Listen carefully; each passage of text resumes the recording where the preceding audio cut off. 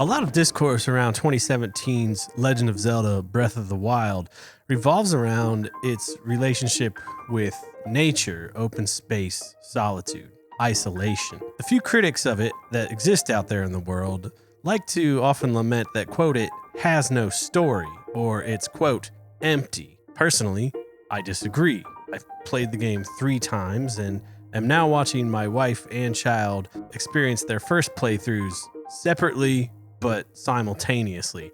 That is to say, I've now rewatched most of the game as the 2 of them play through it individually 2 more times on top of those 3 playthroughs.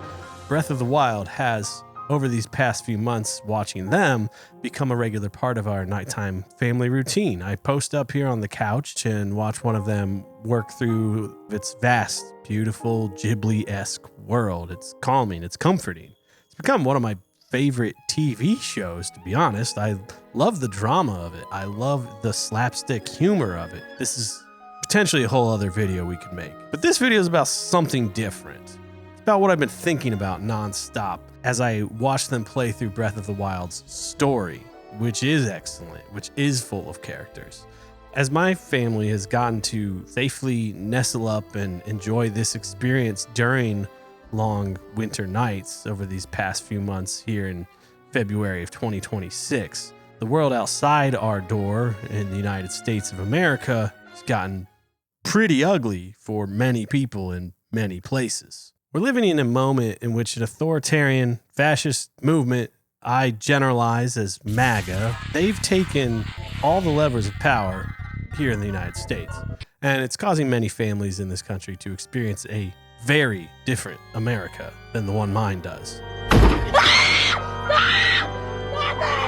And as I write this here in February of 2026, it does seem that pretty much anyone who has any sense of decency around their political values, ethics, ideology, etc., that resembles anything even slightly left of the leadership of our Democratic Party in this country, I'm literally a U.S. citizen, absolutely hates this shit. And that is a good thing. A problem, though, is that most of us are also siloed off and atomized into these online worlds of social media where we mostly experience these horrors we hate through our phone. We're given very little direction or recourse for how to address the things going on outside our front door. So I want to introduce anyone who's maybe younger or newer to this line of political thinking to something we know as a popular front in politics. To make this a little more accessible, we're going to use Breath of the Wild as a bit of an introduction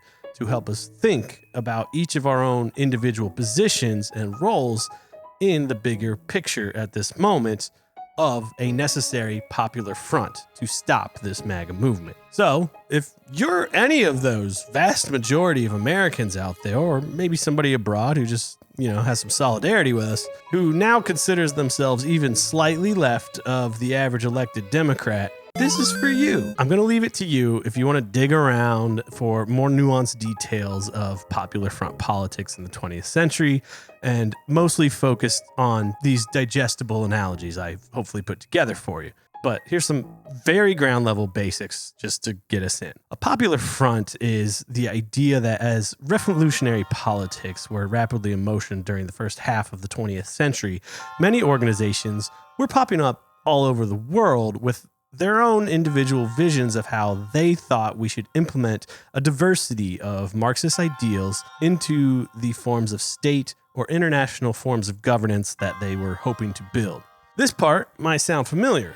They bickered and fought constantly over nitpicky details, but a bigger threat than winning the fringe details around the edges of their personal ideologies arose. Fascism. It was bad. Many of those organizations and idealists were smart enough to realize they had to put aside their differences and resist the fascist movement above all else, or there would be nothing else. Whether you believe me or not at this point, we are ourselves in a similar historical moment, albeit less organized into ideologically coherent structures and organizations. And for that reason, this video is an analogous exploration of the types of activists and organizer archetypes we might find maybe in ourselves, in our communities, or maybe we're unfamiliar with them altogether. And so finally we get back to Breath of the Wild. All right, wake up, class. This is the fun part. So the world of Breath of the Wild, the existing remains of Hyrule as Link awakens to it 100 years after the initial rise and victory of Calamity Ganon, features diverse cultures that are struggling to maintain freedom and autonomy over themselves in each of its regions. They seem to be tribal and mostly insulated. However, they're pretty agreeable on matters of commerce, movement across each other's lands, things like that. There's not a lot of conflict between the regional tribes. This is where Link comes in as this hinge or fulcrum point to begin reforming and building a popular front that will eventually oust the threat of Calamity Ganon once and for all. An important detail in this is none of them place purity tests on one another as a requirement to be a part of the popular front, except maybe Rivali would a little bit. We'll get to Rivali. They recognize not everyone has the same social, political, or cultural long-term aspirations, but they all accept this and remain focused on it as a primary threat. Calamity Ganon will kill us all if we don't unite and stop him. If fascism is a compression of all possibility into a single identity, the flattening of diversity into a dominance hierarchy of one, then Ganon is the ultimate fascist. His only goal is sameness. Sameness of ruin, sameness of fear, sameness of dumb chud monster slobber and the color magenta. The rest of this video will break down the traits which I've observed in the game's heroes, champions, and a few NPCs which I consider pertinent to the tools of a popular front. These are general archetypes. They are things I believe all bring something of value to the table of organizing against a threat of fascism. So with that background set up, let's explore the team and what does it represent? First one I'm going to start with is maybe a little bit of an outlier. Impa. Impa is the elder of Kakariko Village, but her role in a popular front and one that we see in the real world is Impa is the historian. Historians are really, really important right now. They tell us how we got here. They tell us how this has happened before. They have blueprints for all of this. And anti-intellectualism is yet another tool of the fascists. And in a state of failure like Breath of the Wild's Hyrule, they're major reminders also of what not to do. Impa tells the story of failure to you the first time you show up in Kakariko Village. She's a keeper of the knowledge of what has or hasn't worked. Find those Impas in your own world. Listen to them. Trust them when they warn you just how bad this could get, even if it feels hyperbolic in the moment. Nazi Germany did not flip a switch one day and say, let's do final solution concentration camps. There's a 10 to 15, 20-year march to that point. The historians can show you on the timeline where we are in that march.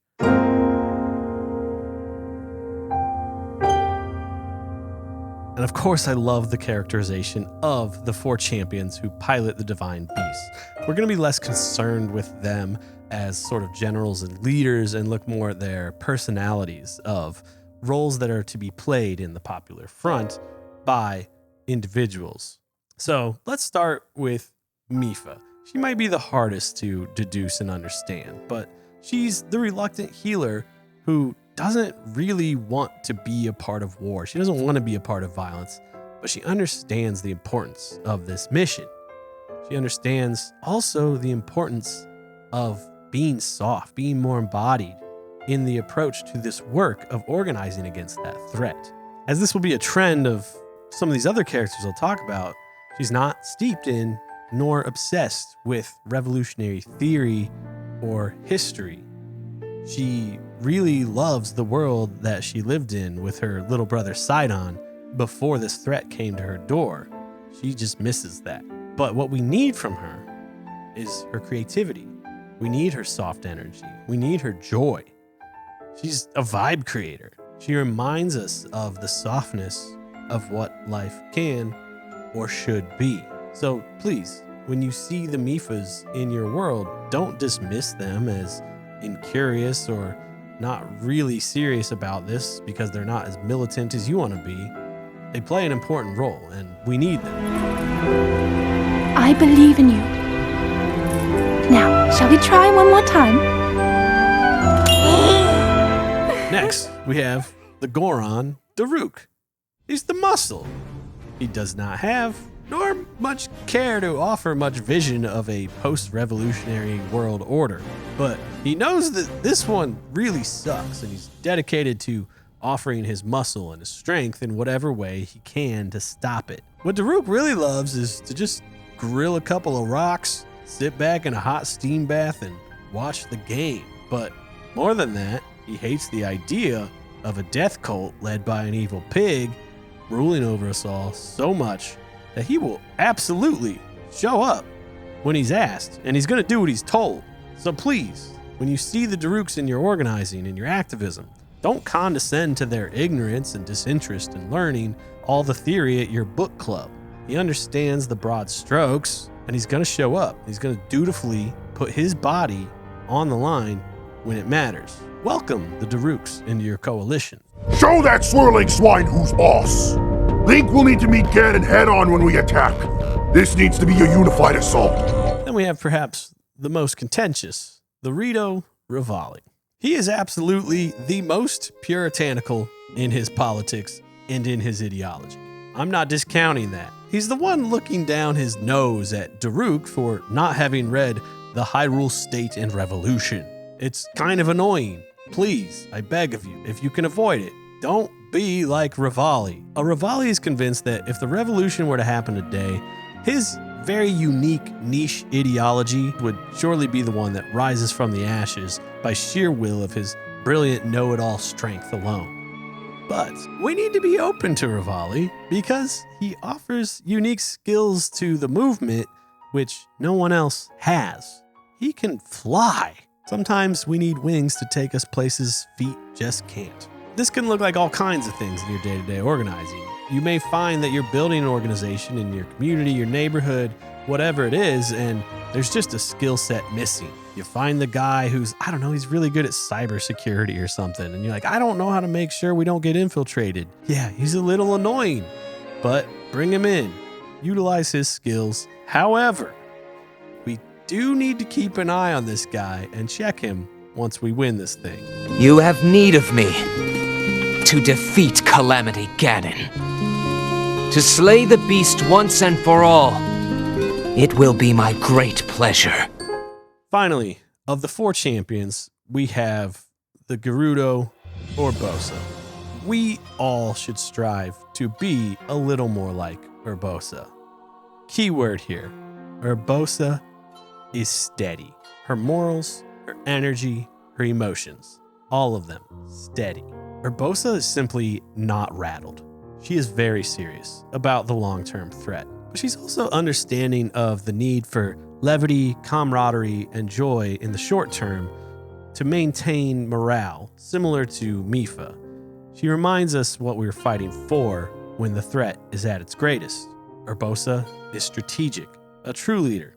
When she lays out the plan, we should all shut up and listen. Another thing about Urbosa and the canon history of Zelda and the Gerudo is that while the academics and the historians have book knowledge, Urbosa has street knowledge. She embodies both in everyday life. On top of this, she's also lived the threat at its earliest stages. Her cultural connection to Ganondorf as an authoritarian who first took the Gerudo tribe over, as is implied later in Tears of the Kingdom, but also throughout the whole Zelda canon. This gives her a clear view of the long game. She knows just how bad this threat was at its dawn, and for that reason, she's most clear-eyed about what must be done. She is the voice I would personally turn to for how the new world should start to be built and reformed to make sure that this never happens again. And while we should all strive for some of the ethical qualities of Urbosa, it's important to recognize when we're not in Urbosa. We are not the voice who should be leading the movement. Out of respect for our princess, you may keep your lives. Now go! But now let's talk about our two main heroes, Zelda and Link. So here's the thing with Zelda. It's complicated. So we're going to put like monarchy aside because none of us are fans of that, right? So for the sake of real world comparison, Zelda is the liberal of the group. It doesn't make her necessarily a bad person. Zelda's a believer that the institutions that were there in the first place are inherently good. She thinks there was just one bad pig that worked its way into the gears and spoiled the thing. She will come around to everyone else's way of thinking if we offer her some patience and some grace. Her liberal institutions had held things together with sticks and mud long enough, but as she learned 100 years ago, they can't hold.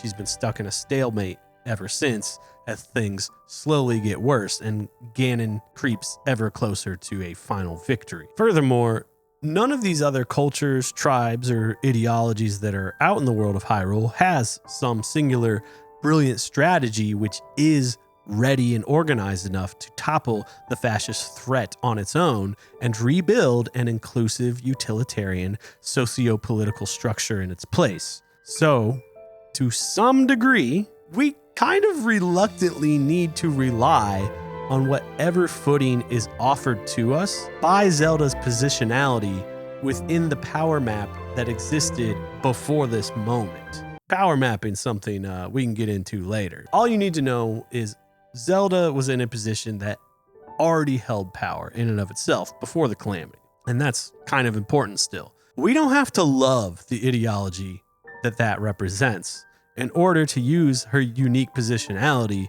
and support her to stop this world-ending threat. One of our great struggles on the left is to get the Zeldas of the world to understand that part of the way we win this fight is for them to become more flexible about their hold and their trust in the institutions that were here before the threat got this big. The Zeldas of the world can sometimes approach things with an attitude like, it must be me and me alone who fights this fight. It must be unmitigated American capitalism as we've always known it that is maintained when this threat is over. But, sweet Zelda, the capitalism is the thing that let the evil pig in the house in the first place. And for my other far lefty, ideological viewers who are watching, this might be hard to hear. Zelda is honestly most Americans. And we need to figure out how to work with that without just shaming them and tossing them to the side. Even if we win this thing, even if full-blown space communism revolutionized tomorrow, there's still gonna be a lot of people left that you disagree with on a lot of things. In the game, Zelda succeeds in saving the last thread of hope that they have left by calling down her power when she finally lets go and accepts she must reform her own thinking about her role. And she can't do it alone. I can't tell you exactly what to do with this analogy. For now, all I can say is ideally, libs will come to this realization before things get as hopeless as they are in the Calamity era of Breath of the Wild when Zelda gets there. That's all I got for you there. Link! Get up! You're going to be just fine. And finally, we land on Link. He's the representation of the collective majority of those of us aligned and oriented against the threat. Quietly, diligently, keeping our heads down, and tending to the organizing work that is to be done within our own lane and within our own skill set. Picking apples, cooking meals, tending to the community's problems, connecting people across cultures. He understands that his contribution is critical, but this is not about his personal glory. There's not a grand hero's prize or celebration for Link at the end of all this. He shows up anyway.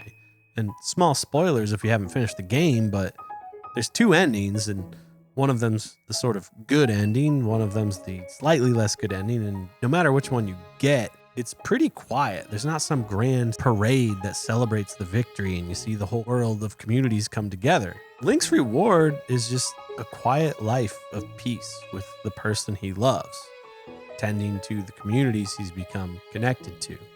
And more minor spoilers, if you move on to Tears of the Kingdom, you find that that's basically what he did. He goes to a quiet provincial life tending to his community. That's kind of all most of us want. Furthermore, Link does not talk because Link is listening.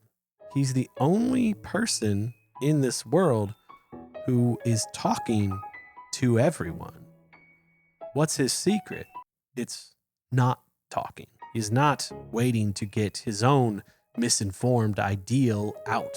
He's always squarely sitting with the present threat or problem that's directly in front of him. When it's securing the neighbor's lost cuckoos, he's present to that. When it's taming a divine beast that has been corrupted by the malice of Ganon that is violently trying to kill him, he's fully present to that. And this introduces room for critiques that people make about Breath of the Wild. Actually, the fact that Link has so much time to run around chasing chickens when Calamity Ganon is like right there and needs to be killed, that's ludonarrative dissonance, and that's a problem. But no, it's real life. Right now, this very minute, as I'm recording this, as you are watching this, there are masked goons in the streets of several cities across this huge country. They are snatching people off the street and they are literally putting them into concentration camps. Meanwhile, I'm here doing this, you're watching it. It's not constant battle after battle after battle, heightened tension 100% of the time. It's a weird feeling to sit with. It's why the banality of evil creeps up on people so easily. It's why people can get lost in it all and just kind of forget it's happening. You have to find the balance that all these different characters show us are necessary in the organizing and the activism to keep us tuned in. It's okay that this is the thing in front of you right now, as long as you are prepared to hang up the phone and act when the moment arrives and your time is called. The time that is spent helping neighbors in the peace that is now prepares you to aid that same neighbor maybe when the time of discord or violence might come later. You will already have built the connection and the bridge that allows you to do so.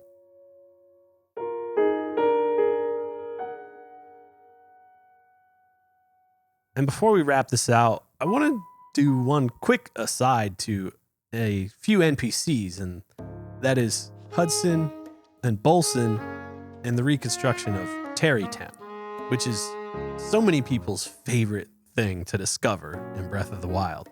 And if you're one of my family members playing the game who hasn't finished it yet, skip the next minute or two because I know you haven't gotten here yet. This is spoilers. Amidst all of this chaos, I think somewhere there should be communities that are experimenting, building, and representing the thing that we want to see on the other side of all of this. That's Tarrytown. It's a culturally diverse community in which all of these tribes live together, work together in communal harmony. And Link is an important building block and bridge to bring them all together in the game.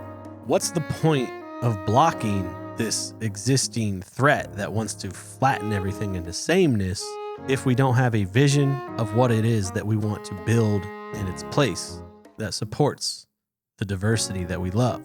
Maybe we won't get to that level of diverse, intentional community in these experiments, but it's fun and important to dream. And the sheer length and depth of this side quest, which again, most players are only going to reach at the very end of the game, is testament to how much work that's going to take. So please, if you have the time and space and the vision and the dreams, why not start now? Start building something. And so, I reiterate, Breath of the Wild's story, it's not subtle. It may be separated by hours of gameplay and solitude, But when we look at Hyrule, its history, it's full of ruins built by people who believed in institutions that could save them. The experience of the gameplay and its story is full of people who have now learned and know better. The champions don't represent a unity of identity or ideology. They represent a unity of purpose, a popular front. They are the argument that diversity is stronger than a flattened singularity. It's stronger than a singular dominance hierarchy. This is anti-fascism at its most basic. Many against one. This is why reclaiming divine beasts and reuniting with the champions, it feels so meaningful. And it's why helping a random stable hand with his horse problems might feel politically a little like praxis.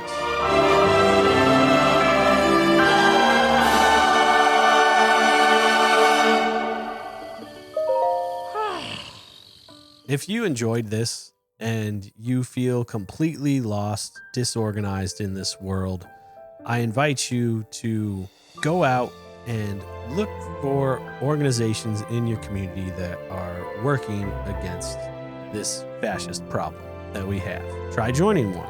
See if it's for you.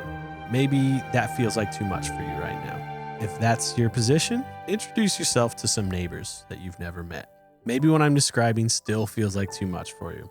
One thing that I feel is really important right now is create expression beyond what the algorithms and social media are asking of you. Create art. Create bad art if you're not a good artist. It's so important in this world where they want to shove generated AI slop down our throats and tell us that's entertainment and take storytelling and curiosity away from us, that we continue to express ourselves in a creative, diverse, curious way that is counter to the sameness and flatness that they are trying to demand of us. Go pick up a pencil and a piece of paper, write words, draw pictures, share them with friends, do something. Even pet a cat. Because not only are they trying to win the bodies of many people who live in this country, they're trying to win the minds of everyone who lives here. And that's important to protect so that your body is ready if it needs to be put on the line. And to the haters out there, I'm going to need you to put respectfully disagree as the first two words in your comment if you want me to take it in good faith. Otherwise, it's getting deleted. That's how I get you. Anyway, thanks for watching. Don't give up. These people are cowards. They are losers. Keep pressing, and we will win.